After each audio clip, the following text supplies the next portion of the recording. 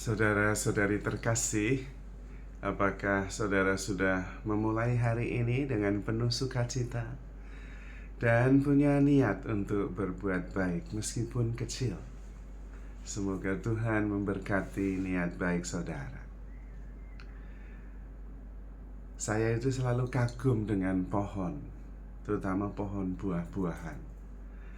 Karena pohon ini awalnya dari benih, kemudian tunas dan bertumbuh pelan-pelan tanpa disadari, sampai akhirnya menjadi besar dan kemudian menghasilkan buah. Dan buahnya itu terus menerus, dia fokus menghasilkan buah. Tidak masalah siapa yang makan, apakah yang makan itu yang punya atau yang bukan yang punya. Dia tidak ngerti konsep punya atau tidak punya. Orang yang lewat memakan ya monggo, tidak dimakan jatuh tidak apa-apa. Yang makan yang menyirami silahkan. Yang makan yang tidak mengerti sama sekali tidak apa-apa. Dia juga ketika bertumbuh tidak peduli apakah tetangganya itu pohonnya lebih baik dari dia atau tidak, buahnya lebih lebat dari dia atau tidak, enggak masalah. Itu bukan urusan dia. Dia fokus bertumbuh dan menghasilkan buah. Dan kalau saya pikir-pikir itu dengan manusia itu memang beda jauh. Manusia seringkali tidak fokus untuk bertumbuh dan menghasilkan buah. Padahal Tuhan meminta kita untuk menghasilkan buah. Pergilah, aku mengutus engkau supaya menghasilkan buah, dan buahmu itu tetap. Dari buah-buahmu lah diketahui bahwa engkau adalah muridku. Fokus bertumbuh dan menghasilkan buah. Tetapi malah banyak hal yang diurusi bukan yang penting. Kalau tetangganya mulai ganti mobil baru, dia sudah mulai mikir, kok bisa ya, bagaimana caranya ya, bener gak sih caranya. Lalu hilang tenaga, hilang energi, dan tidak fokus untuk bertumbuh. Ketika dia melakukan sesuatu dan orang lain tidak merespon seperti yang kita harapkan, kenapa ya dia begitu ya, saya sudah buat baik. Itu juga gak penting, karena hanya menghilangkan, menghabiskan energi, sehingga energi untuk fokus bertumbuh berkurang. Karena itu tidak heran kalau kemudian tidak bisa fokus, tidak bisa bahagia, tidak bisa bertumbuh. Kita seringkali menghabiskan energi untuk hal yang tidak penting, dan fokus kita bercabang-cabang. Apalagi kalau sering mendengarkan dan melihat media sosial, walah isinya cuman pemborosan energi, memasukkan banyak hal dalam pikiran kita. Padahal yang paling penting justru pelan-pelan isi pikiran kita itu dikeluarkan, dikosongkan, sehingga semakin lega, tidak nguyek. Maka semakin sedikit berpikir, semakin baik. Pikirkan hanya yang baik saja, yang benar, yang mulia, yang penting. Yang enggak usah, itu hanya menu-menui saja, sampah yang membuat isi kepala kita itu bau. Lebih baik memikirkan yang penting-penting saja, yang benar, yang mulia, yang mendatangkan berkat, yang positif. Yang negatif enggak usah, apalagi yang enggak ada hubungannya. Tetangga beli rumah baru, alah, ada hubungannya. Tetangga anaknya sukses, ayah ya enggak apa-apa, enggak usah dipikirin.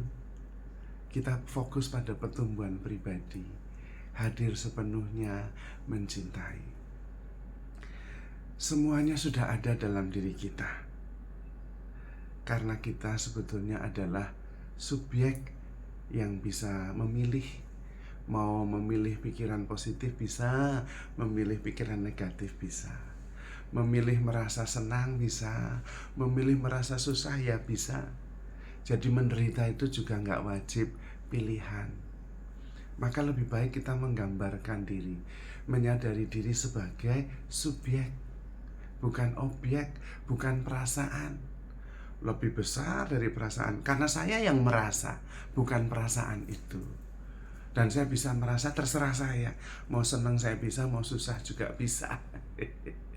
Mikir juga terserah saya mau mikir positif bisa, mau mikir negatif bisa, mau nggak mikir tidur ya bisa. Nah, itu jadi lebih enak, lebih luas. Memikir yang positif, merasa yang positif saja, merespon yang baik. Kalau enggak, ya enggak usah. Pastikan kalau ngomong juga mengatakan yang lebih baik daripada yang dirasakan. Kalau yang dikatakan tidak lebih baik dari kenyataan, lebih baik diam, mengurangi pikiran, lalu menjadi lebih lega. Kalau memang tidak harus dipikirkan, tidak harus berpikir. Kalau memang harus berpikir, pikirkan yang baik, pikir yang positif. Kalau mau merasa yang baik, yang penuh syukur, penuh sukacita. Karena kita bisa memilih. Kita ini subjek, bukan objek. Dan subjek ini pasti tidak bisa dipikirkan. Karena kalau bisa dipikirkan lalu objek. Nah, itu berarti besar sekali, luas sekali, lega sekali. Dan itu pasti lebih besar dari persoalan kita, karena persoalan kita bisa kita pikirkan. Sementara pikiran kita nggak bisa memikirkan siapa kita, karena justru pikiran itu lahir dan muncul dari kesadaran. Nah, kesadaran ini jauh lebih besar, subjek ini jauh lebih besar. Karena begitu bisa dipikirkan jadi objek. Dan karena itu subjek ini pasti mempunyai segala-galanya, pasti bisa melakukan apa saja, dan sungguh-sungguh bebas, lega. Maka mari kita kalau menggambarkan diri itu, menggambarkan diri sebagai subjek yang lega, sebagai cinta, sebagai syukur, sebagai sukacita. I am the life, I am the love, I am the happiness, I am the acceptance. Akulah kelegaan, akulah rasa syukur yang tanpa batas. Lalu kemudian kita bisa menghayati hidup ini sebagai sebuah keajaiban, sesuatu yang menakjubkan, sebuah rasa syukur, sebuah sukacita yang tanpa batas. Karena yang bisa membatasi ya kita sendiri, yang bisa melepaskan ya kita sendiri. Kita bisa menerima apa saja, mengharapkan apa saja, dan sabar menanggung apa saja. Karena kita adalah keterbukaan, kita adalah kelegaan, kita adalah the happiness we are looking for. Maka tergantung kita membatasi diri atau kita membuka diri, kita melepaskan, kita menerima segala sesuatu, percaya segala sesuatu, mengharapkan segala sesuatu, dan sabar menanggung segala sesuatu. Maka saudara-saudari terkasih, mari kita terus bersyukur, terus mengasihi, terus sadar, terutama sadar bahwa kita begitu dicintai oleh Tuhan. Maka saudara-saudari terkasih, handle yourself with care, because you are loved. Tuhan memberkati.